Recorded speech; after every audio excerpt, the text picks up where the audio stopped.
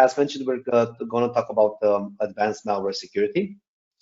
And this is, I believe, the last webinar out of the Inside Out series, in which we took this particular formula that we talked about it at the beginning of the year, which is securing yourself in a better way, more stress-free in 2023 versus cyber threats, right? We talked about mitigating the entry points, deploying fierce reactive security, ensuring that you have reliable visibility, actionability on top of that, and last but not least, mitigating the human factor from all the angles that that it needs to be mitigated, right? Making sure your personnel is up to date, making sure you have your users up to date with what they need and everything that you need.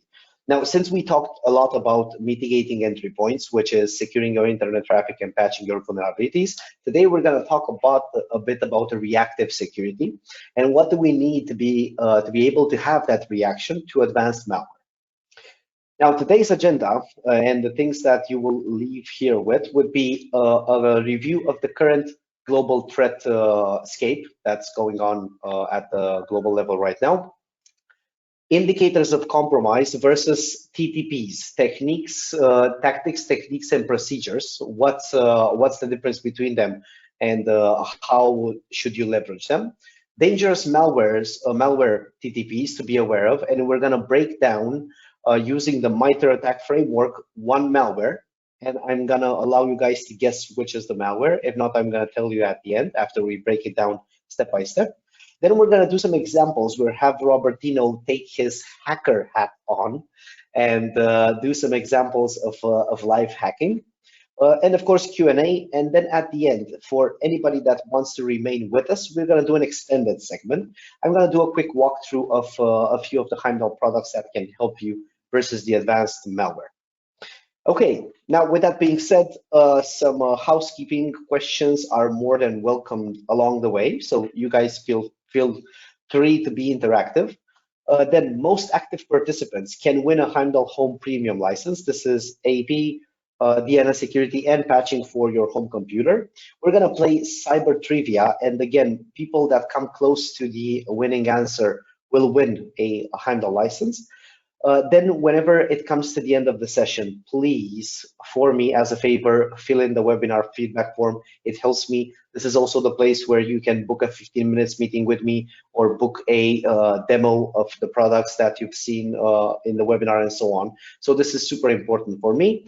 The extended segment, it's a bonus. So in case I still have at least one person that remains with me in the extended session of the webinar, I'll do that walkthrough. And of course, if you want to connect LinkedIn, please feel free, do that 15 minutes meeting with me and so on and so forth. It's our pleasure to be of service. Now, with that being said, since this is a public webinar, we need to know who is Heimdal, right? Because we have some people here that I don't think we talked so far. So just for the sake of the awareness, Heimdal is a cybersecurity vendor that is headquartered in Denmark. And we have one of the most advanced, robust, and with the most coverage possible EPPs out there. EPP stands from Endpoint Protection Platform, right? It's solely driven by AI and everything, so it's mainly driven by AI and everything. And every module connects to one platform while working from one agent. And now, moreover, we also have released our Threat Hunting and Action Center, which is literally unifying everything in one pane of glass and scoring it by risk, so that you can handle what's more important. And with this product set, we are currently servicing over 11,000 customers globally, business to business. And we take very much pride in that. Now, who are the speakers, the yapping heads over here that will be with you throughout this hour? My name is Andrei. I've been with Heimdal for almost 5 years now, and I've done over 5,000 cybersecurity meetings. And I also have Robertino with me, who is the current head of pre-sales engineering at Heimdal. Over 35 years in technology, worked in major projects around the globe, like testing the first Windows with a graphical user interface, up until creating infrastructure and security for World Economic Forum. Now, Robertino, would you like to say a few words? Yes, it makes me feel so old when I'm just reading 35 years and with Windows NT 3.1. I'm feeling just old, but also to be proud to be with you here and with our attendees to proceed on the, as you said, endpoint protection platform and to demonstrate what we can do and how we are protecting. And I'm proud to be with you. Thank you. Thank you, Robertino. That's great. Now, you can imagine how it makes me feel when I see your 35 plus years experience, and I only have 5 in Heimdal. Yeah, but it's an honor to do this alongside you. Okay, guys. So with that being said, let's get to the core of the matter, and let's talk about what is the current cyber threatscape out there right now. So in order to analyze something, we should look at its effectiveness, right?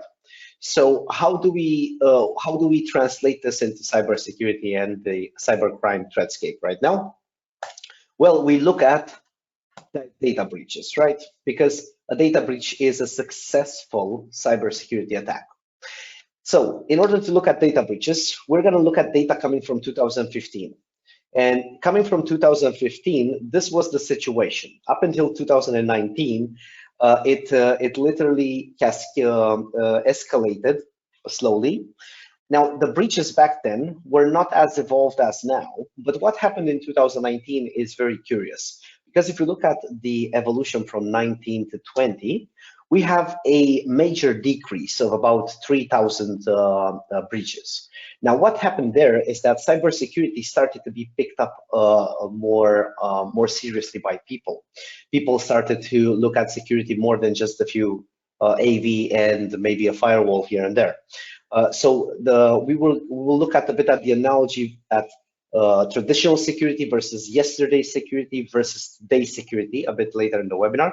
So if you can imagine here, and let me put a pointer, a laser pointer. If you can imagine, up until here, people were looking at traditional security, right? From this point, people started to advance the security and no longer just look at an AV as a security. Then the trend started to go again a bit higher, a bit lower, right? And this is the year that we're currently analyzing, 2022. Now, if we look, we only had 4,500 data breaches reported, because at the end of the day, not everybody reports them, unfortunately. We had a case in which a major chain of restaurants, Yum food chain, which has KFC, Pizza Hut, and so on, that had a ransomware in January and only reported the official data breach in April, right? And I believe that some of these big names, if they don't have to report it, they might not even report it, because then it attracts a lot of heat on them, unfortunately. Now, if we are to analyze and take into account that history repeats itself, if we look at these years, right, 2015, 16, and 17, we will observe a pattern. It falls slightly and then it explodes. If we now look at these years, 2021, 22, and 23, we will literally see the same pattern forming itself. And ideally, we should not see this, but let's see exactly what happens. We can talk next year. We might actually see it over here doubling again. Now, this is very dangerous, and let's see why it's very dangerous. Because we will look at two other charts. What is the top buzz on the dark web when it comes to malware or attacks, right? What is the chatter? Now, if we look at this, we're going to use again a graph. And let's look at these forms. We have 8 type of attacks or discussions that are going on the dark web, right? And these guys that compiled this particular report looked at a lot of data. I believe it was over 500,000 discussions on the dark web. And they have found out that this is the following chatter clusters. So RAT remote access tool is on the 8th position. Then we have on the 6th position loader, 5th position 0-day, then DDoS botnet. But most interesting are these last 2 positions and position number 7. Where would you guys think ransomware is? So this is literally people discussing this, asking for this, selling this on the dark web. So where do you think ransomware is? Is it on the first position, the second position, first, second, or seventh? What do you think? Let's see somebody from the audience sharing their opinion. Robertino cannot participate because he saw this in the morning session. So ransomware, Pablo says ransomware might be on the first. Thank you, Pablo. Anybody else? Where do you think ransomware is in these? We're just going to give it a few more seconds. Okay, then surprisingly, ransomware is on the seventh position. So there were only 28 clusters discussing about ransomware. What's interesting, it's what's on the first and second position. So we have information stealers and phishing. And we will see in a few seconds why this is. Now, the last chart that we're looking at is stolen credentials and records exposed by economic sector in 2022. And after we have this, we have all the separate pieces of the puzzle, and then looking at a cyber attack, what you call the seasoning, right? How the seasons evolve in a cyber attack, then we can fit everything together. So let's look at this together. Now, if we look at stolen credentials, we have the following chart. So you will notice that the biggest chunk of stolen data and credentials comes from the information sector. What does this mean?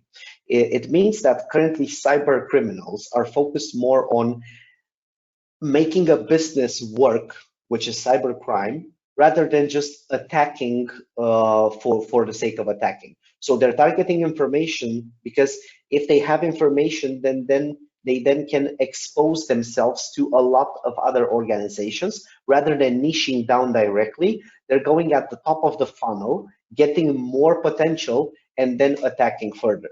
Now, this basically means, guys, that looking at the graphs, there was a lot of data stolen in 2022. Even if the number of data breaches was a bit lower, there was more data stolen than ever so far. Now, this data usually majority comes from the information segment in the industry, which means that more of half of the data that has been stolen out of almost 23 billion records exposed, right? You have 13.8 coming from information. This means that this is information about multiple other organizations. And the biggest chatter is around phishing and information stealers. So do you guys see a recurring pattern over here yet? If not, let's clarify it by seeing this. Now, this is a, let's say a chart, right? An ecosystem. This is how it works. So first of all, there's a CVE disclosure, right? Somebody says, hey, I have this vulnerability in my software. Please, ideally, they also have a patch and they say, please patch this with this patch. Now, what happens after that?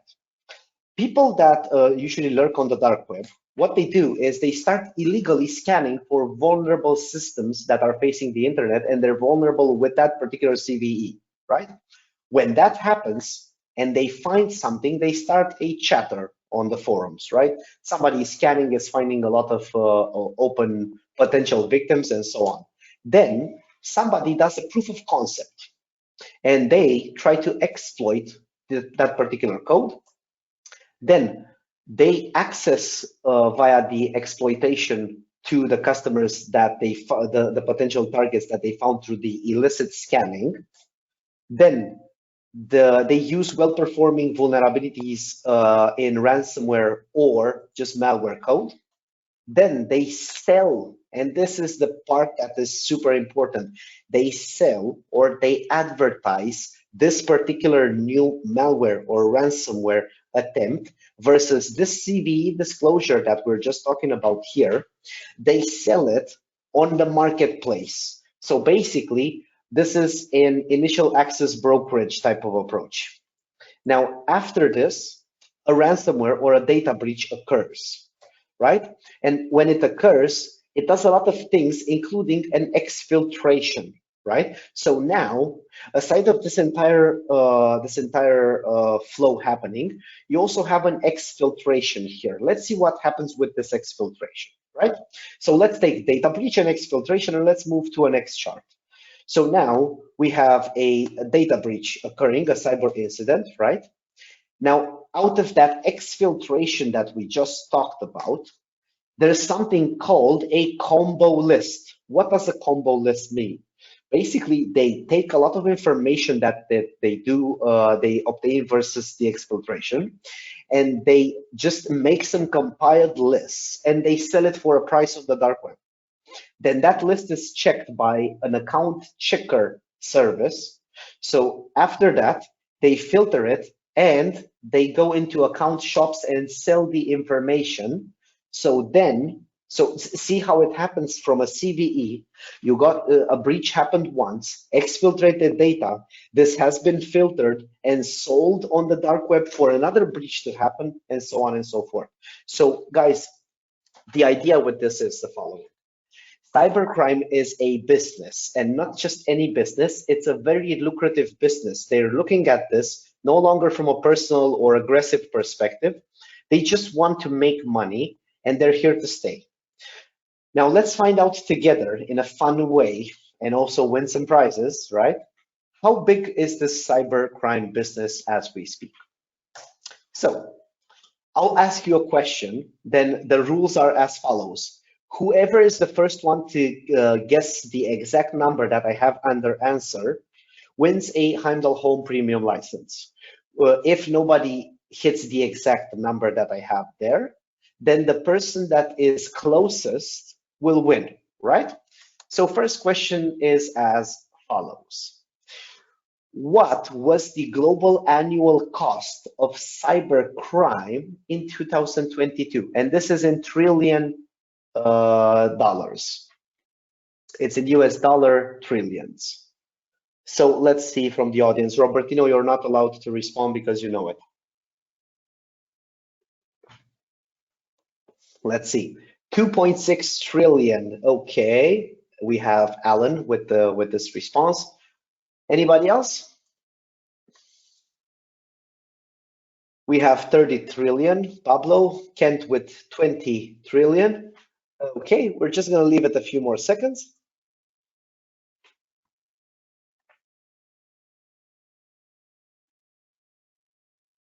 Okay, then the closest is Alan with 2.6 trillion. The actual answer is $8.4 trillion, which is huge, guys. So when I heard this, I was, let me find out how much Europe makes in a year as the GDP, right? So Europe in 2022, the European Union made as a collective GDP 16 trillion, right? Which is double than the cybercrime. However, let's see the following question. This comes from statista.com. The following is, what is it predicted to be in 2023? And let's see, this is again in USD trillion. So let's see, what's your opinion?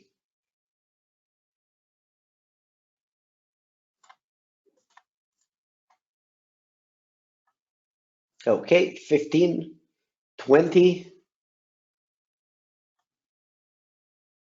12.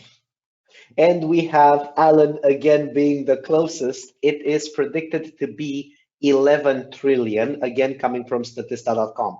Now, guys, this is the point when I actually was amazed the other day when I was looking up a few of these numbers. Do you know how much the European Union GDP is predicted to grow with in 2023? Just 8%. But this growth that you're seeing here of the total cybercrime is of 30%, right? So it's already, this is a business more lucrative than the European Union economy, unfortunately. Now, if we look at the next question, what is this prediction to be in 2027, 4 years from now? And again, this is in trillion. Okay, and we have Anders coming with a question. Is the cost of cybercrime numbers paid amounts to hacker, malicious third parties, or attacks where the hackers have asked for X amount of money? Anders, this is a very good question.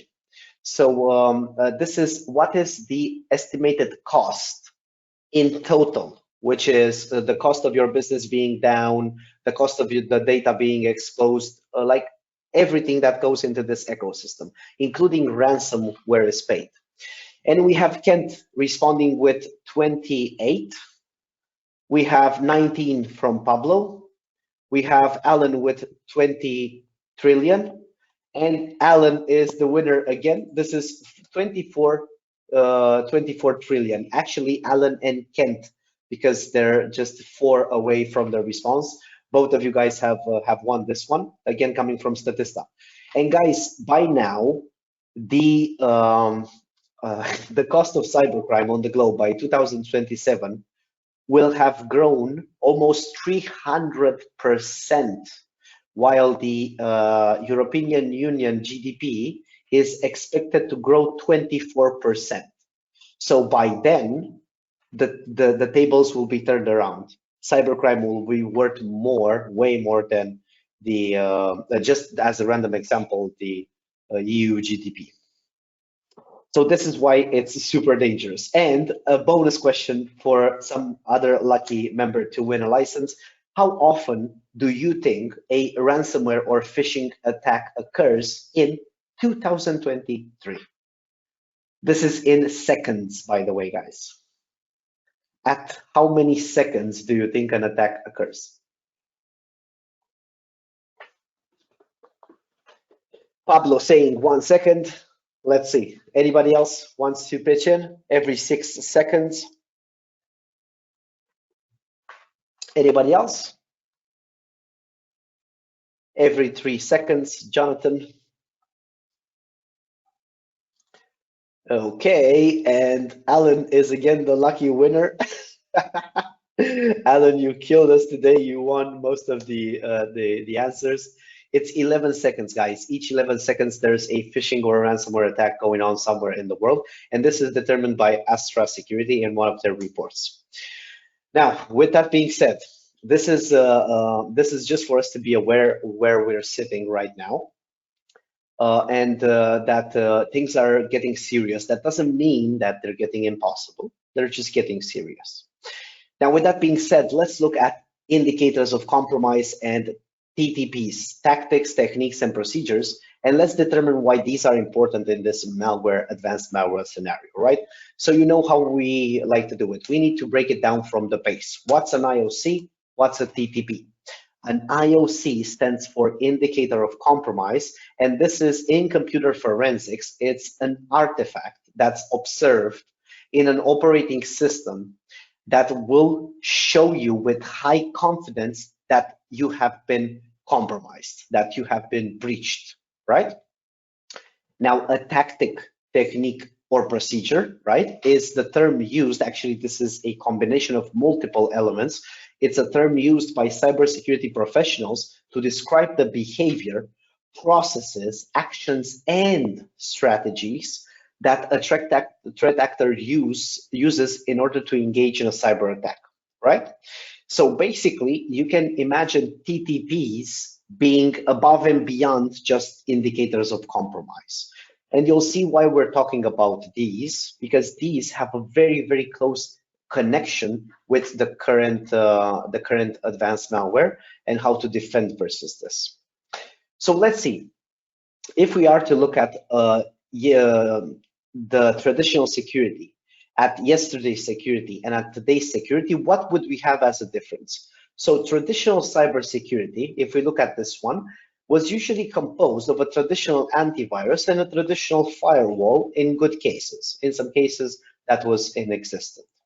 Then yesterday's security, so what it evolved to, was antivirus with behavioral scanning and IOC, next-gen firewall, and usually some internet-based security. Of course, some people were also doing their patching and so on and so forth.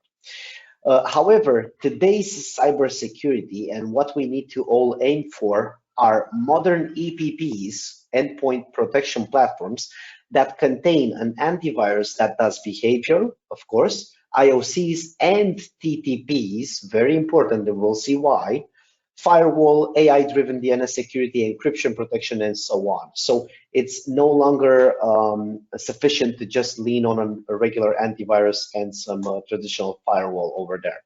Now, when we look at these TTPs, let's expand on them. So I believe you guys are familiar with MITRE, right? MITRE ATT&CK Enterprise terminology. So MITRE has split an attack into 14 separate stages, right? Which are called tactics, starting from reconnaissance, continuing with resource development, initial access, execution, persistence, privilege escalation, credential access, discovery, lateral movement, collection, command and control, exfiltration, and then impact, right? So all of these 14, and it basically starts at reconnaissance and ends at impact, all of these are tactics. Under each of the tactics, we have a bunch of techniques. Now, why is it important to use today's or tomorrow's security, something that has these embedded and can check and monitor and register these when they happen, is that all the advanced malware is at least leveraging 70% of this particular list. So if you are tackling something like this with your security stack, then for sure you will have a better peace of mind. Now, what I would like to do is take this framework and analyze a very dangerous malware that's in today's world and that is posing a lot of threat. Now, before I analyze this particular malware, I want to ask you guys a question.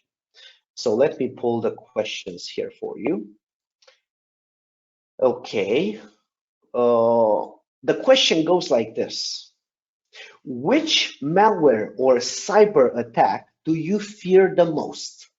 And the answers are ransomware, spyware or information stealers, polymorphic malware, which means it transforms itself continuously to avoid detection, phishing, or fileless malware. I'm curious to see what is the class here. What's the biggest fear, the second, and the other one? Haitem is asking us, will the webinar be recorded? Yes, it will. Will the PowerPoint presentation be available? Now, if you want that, I don't know why you would, but if you do want that, let me know and I'll share it with you. In the webinar feedback form, Haitem, there's a box to book a 15 minutes meeting with me, or just send me an email. I will have my contact further on or in the Q&A slide. Okay, so we have people voting in. Let's close the poll and share the news with everybody. So the biggest fear, and this was the same for the morning session, because I don't know if you guys know, we run this webinar in 2 sessions. So ransomware is still the biggest fear out there, right? Then the surprise is that now the second one in this particular audience is polymorphic malware, and the third one is fileless malware. Now, all of these are good fears to have, guys, because they're super dangerous, but rest assured, there are solutions to fight ransomware, to fight polymorphic malware, and also to fight fileless malware. But I was curious to see where exactly do you feel the most of the pressure coming from? Perfect. Thank you. Now, guys, let me share back. Let me hide this, okay? And now let me share back the presentation. And let's look at one of today's super dangerous malware that is out there and is currently posing a major risk for the world. So as initial access, what does it do to get in? Well, it first of all does phishing, right? That's an active tactic of this particular malware. It tries to fish for credentials and then come in with knowing exactly what it needs to do. It also likes to exploit public-facing vulnerabilities. So again, doing that illegal scanning of internet-facing systems, valid accounts that have been purchased from the dark web, and execution of code via API. Then once it's in, as an execution, it does the following. It starts to change script commands so that it starts to generate scripts in your computer, and it also does user execution. So it waits for the user to interact with something by mistake. Then it initializes itself in the boot, which means that whenever you restart, you will get this started as well. It looks in your computer, and if you have any admin tokens, and by definition, an admin token means if you have an admin user on the computer, it gets assigned a token at the start of every Windows session. So if you have anything like that, it will take it over and it will manipulate it so that it can use it. It will abuse the elevation control mechanism, so it will take away the user account control, which appears in front of the user, right? So that it can be stealth. It starts defensivation techniques, and you can see of the 6 techniques over here, finalizing with it removes itself from the computer. So basically it removes the logs on the computer. Then as a discovery, it starts looking for files and directories, network shell, remote systems, and all of that. And we have Maddie asking, can it set itself for boot or log on auto start without admin rights? And the thing is that it might be able to do so, right? Now, in this particular example, it's said that it's possible to do that before it even takes the admin rights, which is a bit scary. Then the next one will be lateral movement. So basically what it's doing is after it found all the information in discovery, it moves laterally. It exfiltrates your information via known web services like MegaSync or all of those things that you can sync a lot of like 20 gigabytes of data online, or command and control. And then it does your data encryption, it stops your services, and it changes your wallpaper. Now, my question is, do you guys, can you guys determine which type of malware this is? I'm curious to see what the audience says. Can you recognize a pattern here in the malware?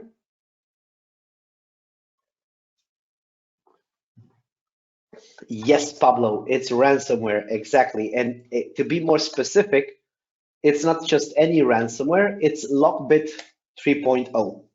So it's currently the ransomware that is the most feared in the world right now, because its presence in the world is super overpowering at the moment. Now, since we looked at famous malware, let's also look at our famous hacker over here, Robertino. Robertino, are you ready to put on your hacker outfit? So guys, Robertino has a surprise for you all. Just a second, please. He's getting in hacker mode for us. Switching off the camera, doing the magic. Perfect. So now, guys, we're gonna look at some live actions that a hacker takes, and we're gonna see exactly what they do on the computer and how difficult it is to do them, and also what Heimdal can show you when they do that. But yeah, we're focused mostly on the actions and how difficult or easy it is to take them. Okay, so we have our hacker coming back in the room, guys. Ladies and gentlemen, applause for Robertino with his hacker outfit. Okay, Robertino, I'll pass the screen sharing to you so that you can show our audience a few things in being a hacker, right? How do hackers operate? Okay, now you should be able to see my screen. Okay, and we see the Mr. Robot over there. Yeah, I changed it slightly according to the topic of today. So what I'm doing is very simple. I'm just using very common tools that also hackers are using. I'm just following, as Andrei already explained, the tactics they are doing. So I'm starting with trying to extract passwords. Then I'm trying to evaluate the Wi-Fi settings, the firewall settings, etc. So I can elaborate where can I move, how can I move, where can I position my malware the best, where can I start services, etc. And then, of course, I'm checking how can I move maybe to another computer to spread the good news of LockBit, for example, to the whole network. So, and you will see it is amazing, easy. You just need a few lines here, and just to avoid typos, to be honest, I'm always just doing that. And now I have to scroll a little bit. I think the screen, I changed the screen resolution. So what I need is just a command prompt. And guys, it's important to see that Robertino is running this with admin. So if you eliminate the admin problem from your system, you might eliminate a lot of headache along the way. And we're talking about that specifically in our next webinar, which is around admin rights. Yeah, because usually all these tools try to elevate themselves, etc. And if you have no local admin accounts on the endpoint, that makes it much more difficult for them to run in the admin context, and that also stops them. So you have different lines of defense. And well, let's assume you haven't had bought Heimdal. So I'm just trying to dump right now the passwords. Andrei, your comments on that? So guys, this is how much it took Robertino. It's literally 0.5 seconds to take 56 megabytes of information from the service in Windows, which stores security and credentials, right? The LSASS service. So it was this hard to do that. Now Robertino will try to query the firewall to see exactly what type of firewall rules are there in the network. Robertino? Yep, let's give it a shot. And you see, just listing the thing that criminals are always doing is they are gathering as many information as much information as possible, because you can every time use it. Even if it's not this way, you go maybe the other way. So the more information they collect on your systems, the more impact they have at the end of the day. And unfortunately, they can also sell it, as you guys saw what's happening with those combo lists, right? And that's what they're doing, unfortunately. So that's why it's imperative not to do this. And now, as Robertino is showing, we're attacking, actually we're not attacking, we're checking for wireless routers so that we can see and connect to them and see what other devices are connected there. So in this case, it's not working on this computer since it's a workstation, it's not a laptop. So nothing to do with the Wi-Fi, but maybe we have something. Okay, we are wired right now. That is something we know. Now let's see which ports can I use, which services are running. So let's start with nmap. And you this see is a discovering tool. Exactly. So now it shows you what does it show us, Robertino? So what ports are open? Open ports, DNS resolution. It's gathering all the information on this endpoint and gives you then the mappings to the services, etc. So that means you have, again, a playlist, a menu you can abuse for lateral movements, for example. In combination, again, with the information, okay, no Wi-Fi, only wired. Let's go this way. Then second is you have the passwords, for example, of shared drives or something like that, where you're connecting to a server. That is also stored right there. So basically what you're doing right now, and please correct me if I'm wrong, you're building your case, basically. Yeah. You're starting to obtain information so that you know exactly what you need to do. So now, guys, he searched locally. Now he's going to go search on a computer he found on the network when he did the discovery. He saw a computer on this network, and he tries to do the discovery for that so that he can connect to that computer further. He now sees the discovery information on that computer. And as you can see, guys, it's not rocket science. So unfortunately, some people think that this is hacking is super difficult, but it's not. And mostly right now, since it's a business, it's super easy. It's anybody can actually start attempting to do so, unfortunately. Yep, I mean, it started with the script kiddies back in the decades before, when, first of all, writing a virus was real rocket science. But right now you get, I would say, how would you call that? It's playing that with Lego. It is just with Lego, exactly. Yeah. Exactly. That's exactly what I wanted to say, Robertino. So today, buying malware and becoming a hacker, sometimes actually we shouldn't even call them hackers. We should call them just cyber criminals, right? But Yeah. today it's like buying Lego and piecing it together. That's it. Okay, so now what are we doing? We finished the port scanning for this remote Yeah. machine. So we We know got this right now, information. we got the information, we got accounts, etc. So we are right now going into the, let's say, knock on the door phase. So finding out what can I do with the information. So let's start first of all locally. Can I, for example, run rec edit and manipulate registry keys on this endpoint? For example, hide myself somewhere at HKey local machine software auto run, Microsoft Windows Explorer, yada yada. You know the tree downwards, auto run. So to be executed every time. Can I store information in the registry? Can I also extract information out of the registry again to use it and to enlarge my collection of data? So that is one step. And now, after doing that, and I have maybe collected some data out of it, let's see. You see, we are now trying to execute on Ronin because we extracted the password, we know the computer, and now we are trying to run ipconfig remotely on that endpoint. Let's see. And maybe it works, maybe not. Maybe I had a typo in the password, or maybe the share is already disconnected. You never know, but at least we can try it. So is anybody at home? And if yes, I'm abusing that share, that information, that connection, again, to use, for example, the admin share, the admin dollar, to again attack that computer, or create a lateral movement, copy the ransomware also to the other computer, start it remotely, and then the process starts again automatically, collecting data, extracting data, dumping it, etc. And after doing that, you see, okay, login failure, maybe the username was wrong. Maybe I have just a typo as professional hacker, you never know. But I'm not a cyber criminal. So now my work is done, and I would hand over to Andrei, because now you have seen what the tactics are, and now you are looking at the indicators, right? So let's look at the indicators together, guys. I'll just take the screen. Okay, and I'll share back my screen, and we can look at the Heimdal portal now, right?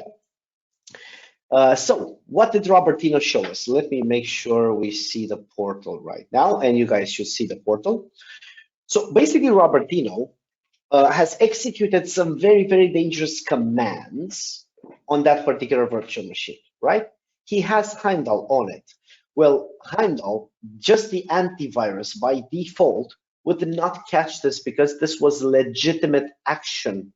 So it was not something unordinary, right? But it was malware behavior.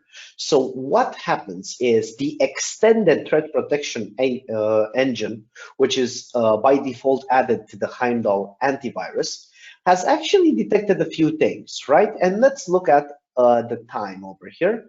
So over here, a few minutes ago, right, at this particular time, let me put more data on the page. So it started at 5:38 p.m., right? With what? With a defense evasion, right? Two tactics of defense evasion: credential access, which is a high alert, right? Defense evasion again, right? The critical alert, credential access, right? Then defense evasion, again, a few tactics, credential access, discovery.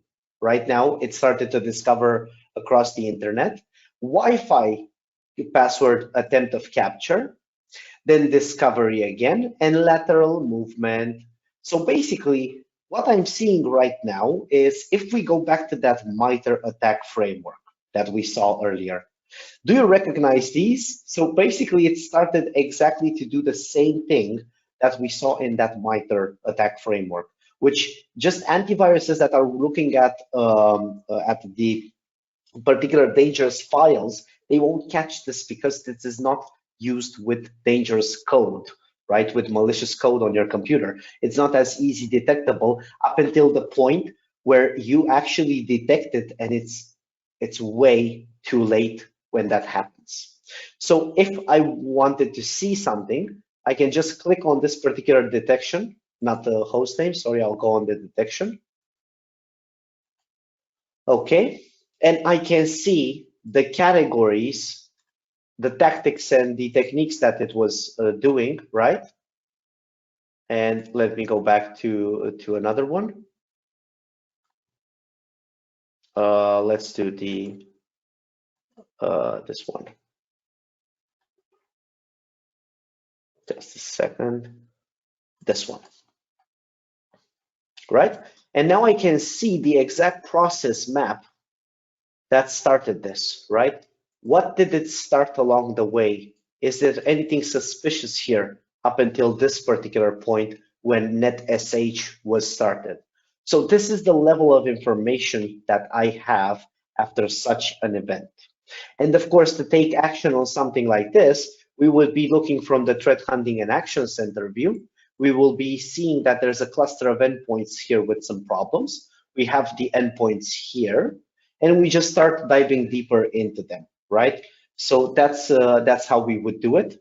But these, what you just seen as tactics, are not as easily detectable as we would like them to be, unfortunately, in the wild as we speak. Okay, so I hope you guys enjoyed the live wannabe hacking type of experience that we did here with Robertino and his Hacker's Disguise. So guys, what could Heimdal do for you when it comes to this advanced malware? So we've seen the reactive security, which is very important. Have very powerful reactive security.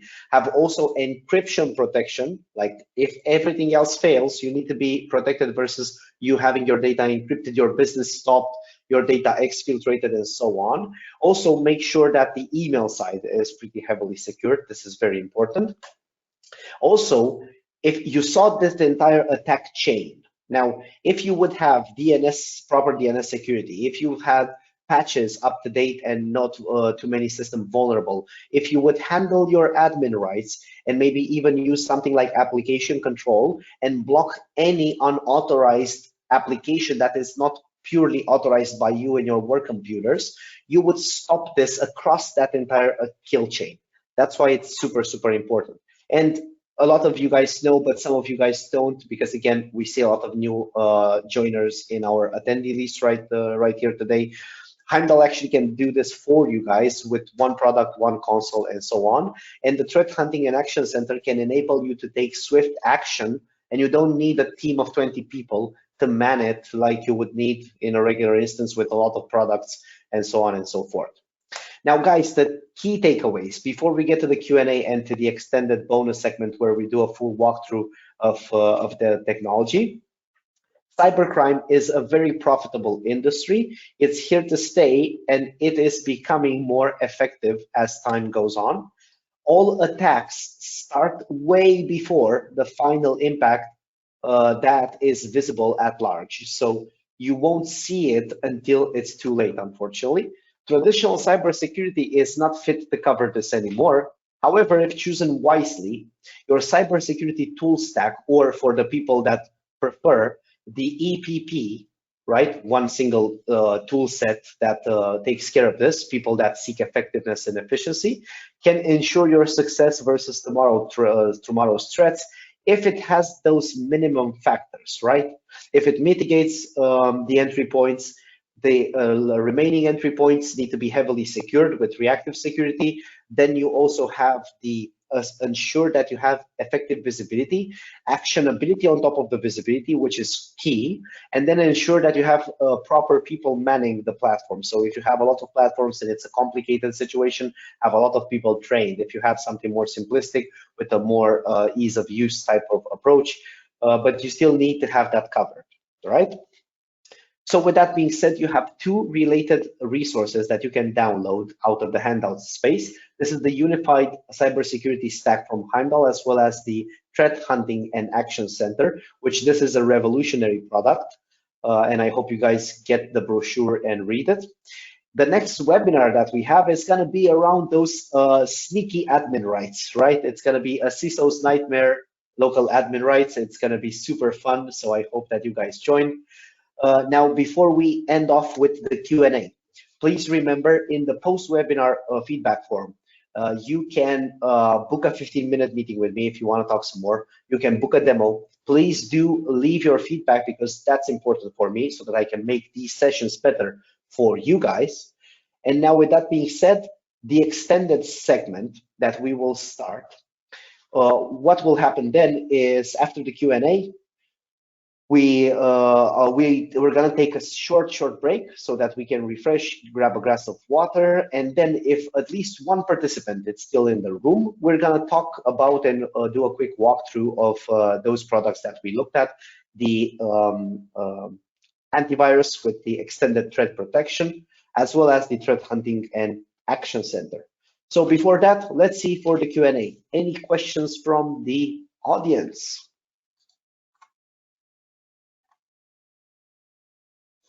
Let's see. And these questions can be about what we talked today. It can be about anything else, cybersecurity related. Let's see who's curious about something. Okay, if not, I have a question for you. Let me open the polls and let me push you a second question. After all that you've seen today in this webinar, right? My question for you is, do you think your current cybersecurity tool stack is equipped to handle these type of attacks? And the answers are easy, yes, we're very secured, maybe, I'm not sure, and no, not at the moment. Let's see, people voting in. See, if you guys don't have questions for us, we have questions for you.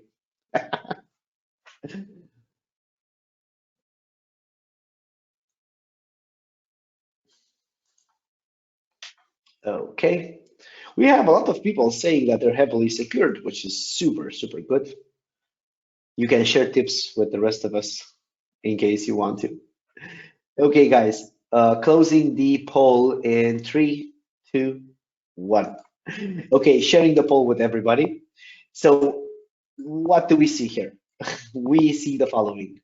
Out of the attendees that have responded, 63% are not quite sure if their current security tool stack is capable of fending off such attacks that we looked at, like the ones we looked at today, that leverage the MITRE attack framework and so on. 25% of the audience is clearly saying no, we're not ready to fend off such attacks. And just 13%, which again, I need to congratulate you guys. It seems that you're very serious with your security. You say you're very secured, which is very good. Thank you for sharing this. Now, for the people that are in maybe mode or in no, we're sure that we don't have the necessary tool stack to fend this off. Now, for that purpose exactly, I want to send another poll to you guys. Would you like a demo of Heimdal's new AV technology? This one that is ready to fend this off. And we have the votes coming in. I like that they're coming in on yes, which is very good. So after the walkthrough, I will also program you guys for some demos of the platform. Now we're just gonna wait a few more seconds. By the way, guys, it's still Q&A time, so just use the questions area or the chat area if you like, and bring some questions if you have any of them. Let's see, coming back to the poll, closing the poll and sharing the result. And 100% of the people that voted said yes, they would like a demo of it, which is super, super interesting. Now, Pablo is asking, this XTP module, does it come with an agent? Basically, Pablo, this is an add-on automated in our AV. So by default, if you have the Heimdal Enterprise AV, this activates by default. You don't need to do anything. It's a technology improvement that was released this month in production and the last month in our public beta circle.